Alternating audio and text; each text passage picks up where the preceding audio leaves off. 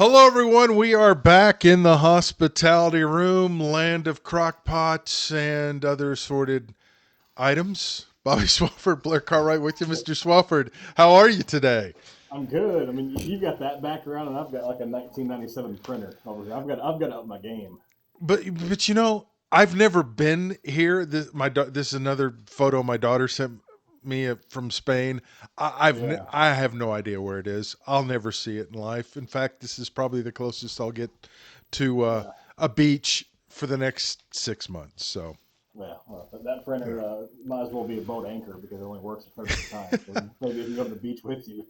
Yeah, I'll tell you what. Put that printer near me long enough, and it will be in three pieces. Because what is it about printers now? You have to It used to be they would just print. You didn't have Hmm. to. They didn't go to sleep or any of this stuff. I've probably trashed 5 printers in the last Yeah. 2 years because of that. Well, the beauty about this one, it magically, my computer wants to make it print on both sides, no matter how many times I've Ooh, changed the settings. And every time, 1,000% of 1,000%, it gets jammed. And of course, it never gets jammed in the one that's easy to pull out. You got to like take out the bottom and like get all that. But enough yes, about printers in the hospitality room. We prefer crock yes, pots and iced beverages. yes, All right, yes. We do.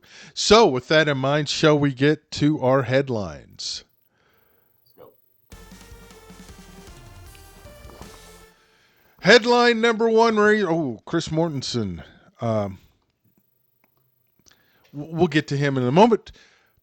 He passed away a long time ago. I don't know if we ever mentioned it or not, but we'll mention it at the end. Monster Series, Razorback Baseball at Kentucky Yeah. this weekend. Um, Molina probably still out. Hmm. But in the grand scheme of things, I was thinking today, granted, whoever wins is going to be in first place in the SEC. But in the Hmm. grand scheme of things, does it really matter at this point? No, honestly, this is one of those series that it doesn't matter huge picture. It Mm-hmm. doesn't matter SEC wise, other than the obvious conference standings. What this may do, though, is determine who is the number one overall national seed come seeding time. Say you win this series and you finish the top of the SEC standings or a game within one or the other. You could see the selection committee say, "Hey, well, Arkansas beat 2 or 3 of Kentucky, or vice versa, and let's go ahead and give them the nod. They're the number one seed, the number two seed." I mean, that's really splitting hairs, but honestly, I mean, it's a big series. If you're looking to hold that crown of being the regular season champ, it's going to go a long way. I don't think that you should put way too much into it. If you lose a weekend series, even if you get swept, probably shouldn't look too much into it. But there's a little bit to kind of invest in mentally about this. Speaking of overall seeds, D1 baseball put their projections out. Had Mm-hmm. Arkansas number two, had A&M number one, which surprised me a little bit. Yeah. But then I got to thinking about it. You know, Arkansas has done the number one seed thing. Didn't turn out too well. So probably not a bad thing to just kind of cruise along under the radar and see what happens, Mm-hmm. right? Well, yeah, look at the last 25 years. I mean, they talk about it every postseason. How many number one overall seeds have won a national championship? Uh, LSU was the number one overall seed last year, right? Or was it somebody else? Maybe it was. I don't know, but Yeah, it's rare. It's almost you it's don't very want rare. that. Yeah, Yeah. it's a curse. So yeah, we'll see. If anything else, it just helps build momentum. I mean, it'll be competitive, and it's probably not a bad thing to have a competitive series. They've been cruising right along. It's almost to the point where, like Arkansas track was in the '90s and 2000s. Mm-hmm. They just when they don't win, it's news, but Correct. when they win, it's like, we expected it. Yeah, Wake Forest was the number one national seed last year, so that streak continues. Okay, So yeah, it was at LSU. Yeah, I mean it is. I mean, and you and I have talked about this at length at other times here in the hospitality room. Um, it's a blessing and a curse of what Arkansas baseball is, and as you just said, what Arkansas track is. Uh, you win, you're like, yeah, you're supposed to. mm-hmm. You know, last I didn't watch any of the game last night. It's one of the few Razorback baseball games last month that I didn't watch, and I saw that they won 12-7. I'm like, that's kind of close. Like, why are Yeah, you giving up 7 runs to Missouri State? I mean, that's the kind of the point where we're at now. Like, I'm complaining about a game in which they won by 5 runs. Like, I yeah. win 12-3. Like, what happened there? But I mean, it's there are to a point with that program that you almost have to look for things to complain about. I heard no sunshine on drive time on the other before I turned him off because it just drives me nuts listening to that show. Um, like so, Arkansas is ranked number one or two in every poll. They're in first place in the SEC, yet they're like bottom five in every offensive category in the league in Hmm. SEC games. Yeah. And he puts on his sarcasm hat like he always does, and like, oh my gosh, just imagine how good they would be if they did this, this, and this. Talking about obviously you're really splitting hairs, but I mean Yeah. that's what Arkansas baseball is now, and that's what Hmm. Arkansas basketball is about to become when you look at this roster. Like you're Yeah. going to be like so critical over the most minute things because you're almost expecting perfection every time they step onto the field. It's almost like, and I don't know if it's the rise of social media, but everyone's always looking for the downside, looking for the negative angle instead of just Yes. enjoying the team. And baseball is such an arbitrary sport unto itself. Softball the same way. Mm-hmm. I mean, you can get shut out, you can get run ruled in one game, and then reel off a 21 game winning streak. I mean, it's so arbitrary. Yeah, it is. And one thing I love about baseball or softball, even that too, you can have a great day at the plate. You can hit three absolute missiles, and you can be 0 for 3 in the box score. Yeah, I mean, you could line out to the pitcher, you can line out to the third base, and all of a sudden you hit one right to the warning track, and the guy makes a great catch. And all yeah. of a sudden you're 0 for 3. You have done nothing. But guess what? You scored up the baseball three times. You did pretty much all you could do, except for get lucky. Hmm. It's crazy. There's Yeah. just it's got to be the hardest game to predict, without question. Well, it's definitely the game where the most can go wrong. I mean, today I've been tracking down scores. Postseason baseball and softball started here in Arkansas Hmm. for the small schools. I've already seen four number one seeds have gotten beat between the two Wow. sports, including one regional host who was probably thought to be a pretty heavy favorite to win the state championship in Southside B branch in Class 2A baseball. They're there every year. They had a Yeah. Razorback signee a couple of years ago. Uh, and their season's done. I mean, I didn't Wow. look up and see what their overall record was, but I mean, this is probably a team that's like 25 and 2 or 3 going into the postseason. Season's over, just Yeah. like that. And so It's that's what baseball and softball is fickle because all it takes is one really good day by the opposing pitcher, and your season's done. hmm or you have a bad day. Your pitcher doesn't Yeah. have it. You don't hit. I mean, it's just yeah. It's it's absolutely crazy. So, and if someone wants to keep up with those Mm-hmm. scores, I bet there's a place they com. can go. Yeah. Yeah, There you absolutely. go. There It's you funny how that go. works. That It website is. never changes. Oh, shocking. All Yeah, right. 22 Let's. and 22 and 6. Southside B Branch went Wow. undefeated, 12 and 0 in conference play. Won their district tournament. Hadn't lost since April the 2nd, and all of a sudden their season's over. Man. That's how It's baseball is. A crazy game. it Cruel is mistress. it is insane. Before we Okay, we'll just go to the next topic. It's softball. They're rolling along, ranked 11th in the country, 35 and 13, 13 and 8 in the SEC, which is in fourth place, behind Tennessee, A&M. When did they get good in softball? And Florida. Closed out Mm-hmm. against Ole Miss, which is the bottom feeder in the league, so that should be three straight wins. I mean, they're just kind of cruising right along, winning series after series. It's almost to the point now they've got to make it to Oklahoma City at some point, right? Just to Yeah, legitimize it all, because otherwise it's just kind of, well, here we go again, which is yeah. I mean, not it really does fair. feel that way. It certainly does feel that way. I think softball is still more of a regional sport. Hmm. Not fan wise, not talent wise, but more so in the travel for the committee.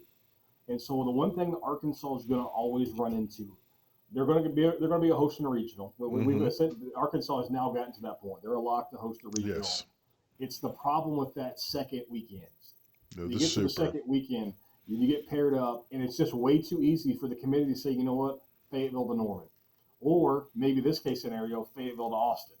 It's going to be way too Mm. easy to pair up Arkansas, Oklahoma, and Texas, and sometimes even Oklahoma State, as good as they've been Hmm. traditionally in recent history. You got to be a really good team. You got to be a top five team to get to the College World Series because Arkansas is kind of always going to be on that bubble of anywhere, just kind of say 7 to 10, somewhere in Hmm. that range. So even if you're hosting, you're going to play a really good team. And and I was looking at that and seeing Arkansas's won 15 of 16 road series now, dating back to last year, last couple of years, how good they've been. Like you almost assume they're going to get paired up with Oklahoma or Texas in a super regional, and it's going to be a really tough road to hoe. Yeah. I mean, there are more teams, and it's going to be interesting too with the SEC expanding, bringing in Yeah. Oklahoma and Texas. Um, man, that super is, I mean, that's tough. And there are so many Mhm. good teams and just so many spots. I mean, you need a break here or there. And so maybe, hopefully, and it's kind of funny, they've kind of gone under the radar. There's been so much hype the last few years. Maybe this is the year they break through when they don't have all the attention. And would it be easier to break through on the road than at home? Because at home, all the expectations and you can eliminate all those distractions when you go on the road. Yeah, maybe a little bit. Last year they hosted the Super Regional, if I'm not mistaken, was it last year, Mm-hmm. year before, and they obviously didn't get out of it. Um, yeah, they almost it doesn't matter where they happen. If they play at Fayetteville, Norman, or the Moon, they need to win one of those big series. Yeah. But they just need something to fall into place. They obviously need to go out and dominate in the circle, and because you almost feel like we see this time and time again across the country, and Arkansas has been just cursed in every sport, so it doesn't seem to happen to them. Um, One thing to fall into place, and everything, all of a sudden you're set for the next 10 or 12 years. Yeah. It really does feel that way. Like softball is like right there on the precipice of pushing over that mountaintop. Arkansas baseball is there. Like getting to the College Mm-hmm. World Series is old hat for them. Now winning one, it's softball is just on that next run down. It's like okay, they're a regional team, a host. They're a super regional type team. Now can they push that rock up the hill a little bit farther and finally punch their ticket to the College World Series? Yeah. And until they do it, until they get some big wins over a weekend space in that super regional format, you have to like okay, maybe next year. Yeah. No, I would agree. I think that's fair. All right, we'll move on to our next. Whoop! I hit the wrong button. That is I not the push button we button. want. Hey, but just to let you know, we are changing topics to the NFL draft. Yes, the draft. Now, how much of the draft did you watch? I must admit, I watched the entire first day, Mm-hmm. and I kind of had other stuff going on after that. But Here, I'm going to create a diagram here. I don't first piece. and kudos to Detroit, did a phenomenal job. The Oh, turnout was awesome. unbelievable. I don't know if you can see that. Zero. That's how many picks I missed. Wow. Watched every single pick all Yeah. weekend. Just parked there on Wow. the couch, fired up the man cave. Had baseball going on one TV on both days, all 3 days. I watched every single pick live. Jeez. Now, I nerded out. I loved watching all of it. which coverage did you watch, or did you mix them up? So on Thursday nights, actually all weekends. Mm-hmm. Thursday night I had two of them on. I'm a huge Mel Kiper fan, always have been, Yeah. and so I always have him on. But Thursday night I watched the Belichick one because I wanted to hear what he had to Oh, say. okay. So he was on there with the Pat McAfee show. That was So ESPN two, two. Okay. yeah. So I and because my TVs are the same brand, I hit the mute on one and unmutes the other one. So it's actually pretty good. It worked out really well. But for for Friday Saturday, so 2 through 7, I had ESPN 2, or I guess it might have been ESPN's main broadcast. What one Mel Kiper was on. Okay. Lewis Riddick wears me out. And he screams. He acts like he's screaming at the television. But I Mm-hmm. suffered through him so I could hear Mel Kiper. Is that the one Greenberg was on? Because I just can't. I Yeah. can't deal with Greenberg. So I watched the NFL Network, and it was pretty good. Um, I don't know. It's like it's almost. Granted, it is a TV show, and that's all it is. Mm-hmm. But Kaylee Hartung was interviewing the players on the Awesome. stage as they're walking off, and I On don't point. know. It was just like it's not the Interview. Yeah. yeah, it's not putting them in the best situation. So I don't know if you ever win in that, but it's just Mm-hmm. but you got to fill it with something. So Yeah, but not that. That was honestly cringeworthy watching oh, it was everything. painful. Yeah, and some of the stuff they're saying, you're like, Well, I okay. mean, it's either a blessing or but thank God. I mean, I'm blessed, Yeah. or I'm thinking Or the Lord talking above. jive or yeah, Yeah, talking some smack, which yeah, but then again, to be put in that situation in front of 250,000 people Yeah. and that moment, I mean, it's kind of hard to just, and not having been there before, Hmm. a regional Well, soundbite's not probably yeah. realistic, which I is mean, why the they best do one it. was yeah. The best one was when they interviewed the parents backstage, and she's trying to get all philosophical and go deep, like, "How far have you come?" Came from Yes, Baton Rouge, Louisiana. all the way from Baton Rouge, Louisiana. Yes. See, and that's the thing too, because it's a TV show. They try to over dramatize everything, and it's ridiculous. Hmm. Absolutely ridiculous. So, with all that being said, who had the best draft team wise, do you think? Or I don't know, you could single out one or two, but are there any Yeah. teams that jumped that you thought, yeah, they did pretty good? I mean, the Bears. I mean, honestly, I mean, they get not only Caleb Williams, whether you think he's the best quarterback or not, he's certainly in the class of one or two. Mm-hmm. But the fact that Odunze falls all the way to Yeah. number 9 for them, and just falls Yeah. right into their lap, and he can go to a place where he doesn't even have to be their number one receiver. You got Keenan Allen on the other side that's going to demand everybody's best cover guy.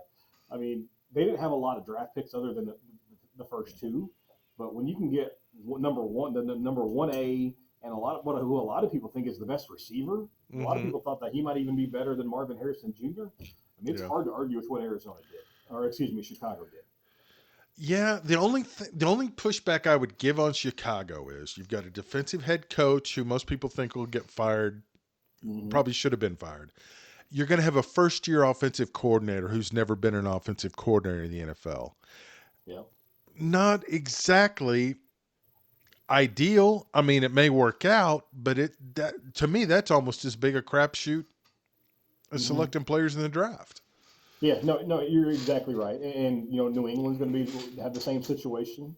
First year head coach, first year offensive coordinator in that system. I mean, so yeah, I mean, it's going to rookie quarterbacks never fall into good situations. I mean, that's other than, I mean, which I think who had the worst draft, Atlanta. Other than the Yes. Michael Penix going to the Falcons, I mean, every one of these quarterbacks are going to be thrown to the wolves.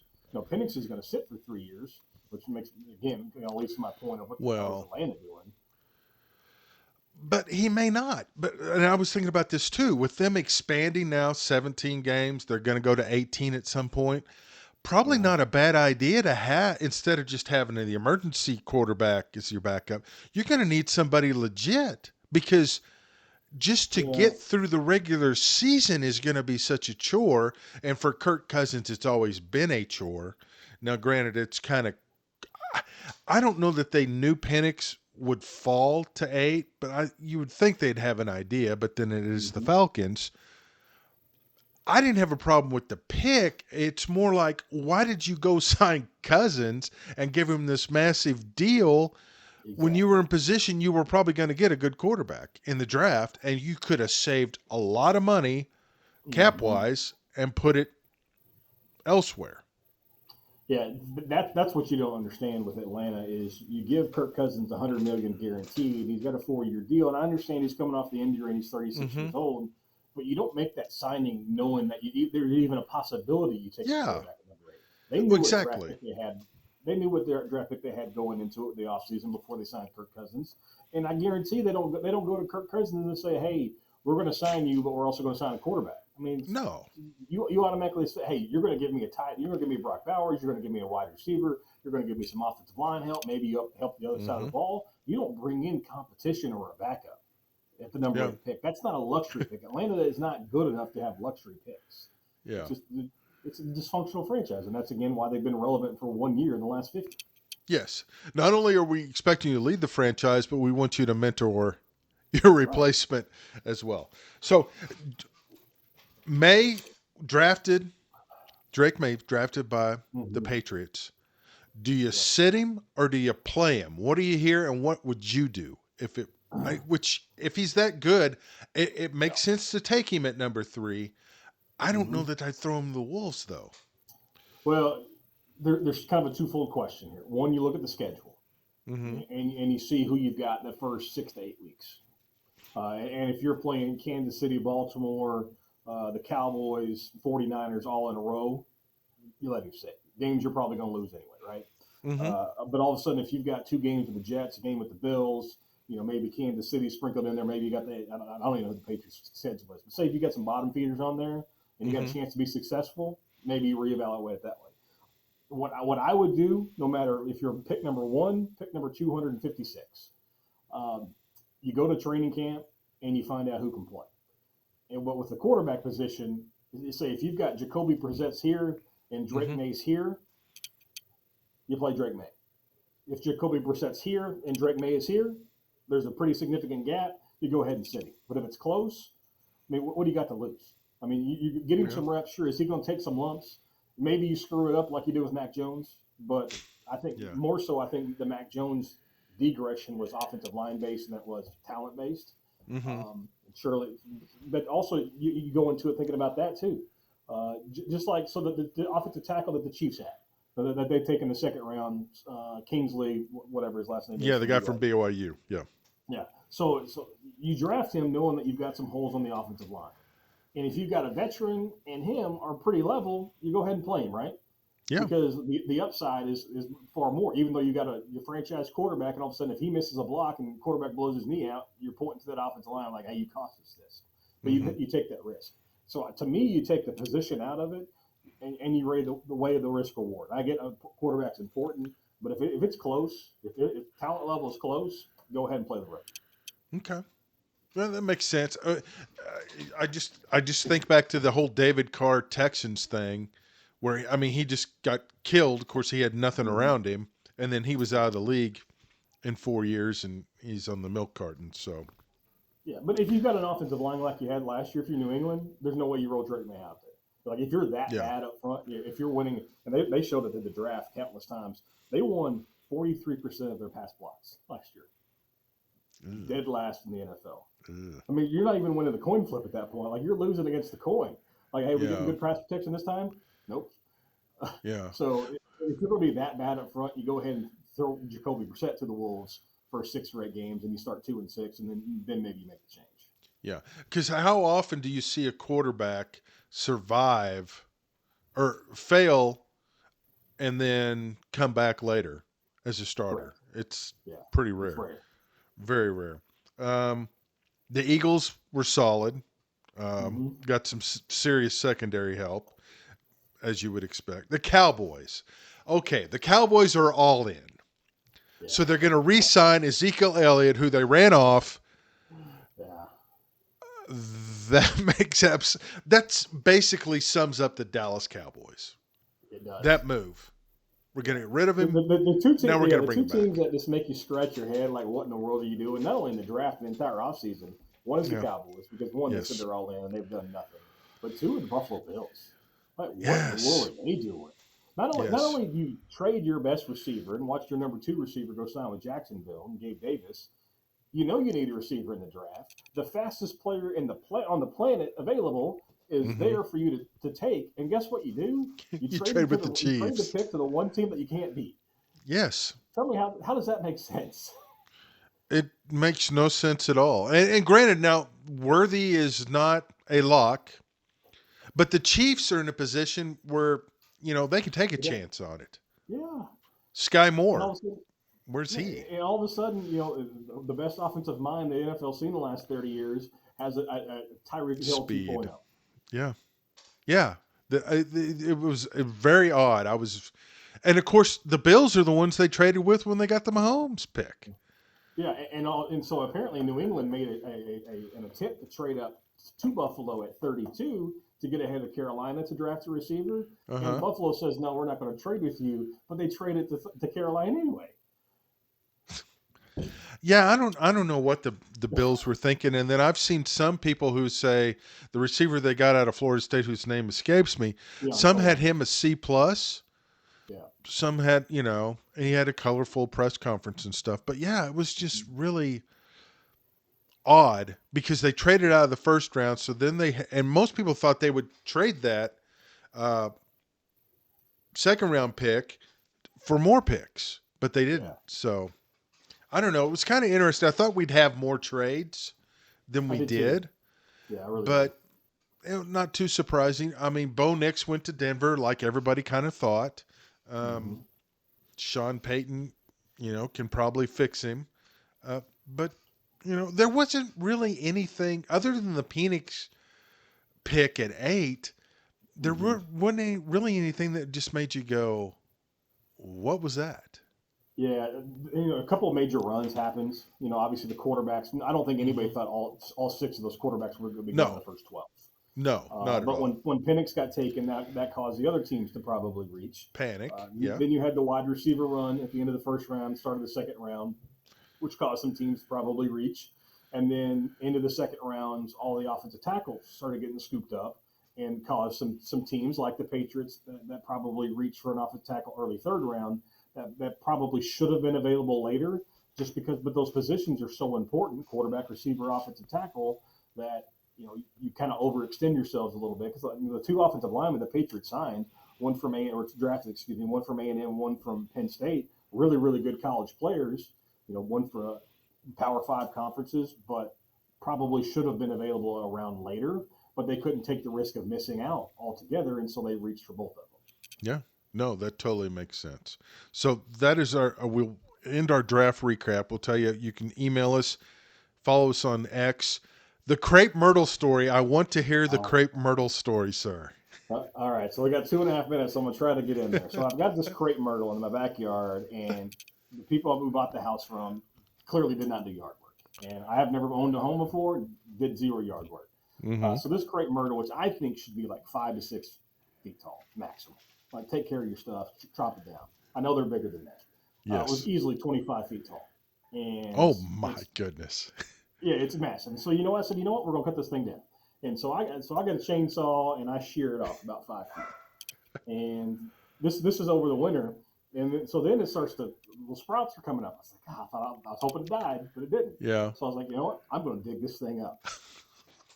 So I chainsaw it again to about 2 feet tall, and I Google like how deep are the roots supposed to be, 12 to 14 inches. All right, big deal. So we're digging, dig all the way around it, and I think I've probably got a pretty good, chunk of it dug up. It'll lean on a little bit. So it feels like it's buried in concrete. So I get the chainsaw, start cutting the roots, work on it for an hour, push on it, doesn't move. Go to the store, buy an axe. So this is 2 days ago. I'm shot. I am literally 2 or 3 hours of me acting like Kratos from the video game God of War, just swinging an Mm-hmm. axe. Just Paul Bunyan oh, out there. yeah, all going to town, chopping things I can't see, going through the dirt, digging it up. Got the hose so I can water it off and see where the roots are. And I am exhausted. Go to push it at the end, into Tuesday night. Push it, doesn't move. I'm like, oh my god, you gotta be kidding me. So at this point, I've dulled my chainsaw blade. So I go buy a new chainsaw blade and chain and go on it yesterday and worked on it a little bit, about 30 minutes, and I go to nudge it and I feel it move. I'm like, oh, Bobby's about to win this battle. So I get the axe and I'm going out, I'm just attacking the base, and then I push on it and it moves. I mean, it legit moves. And your boy got in 3-point stance and went full blown offensive line on the sled on it and just.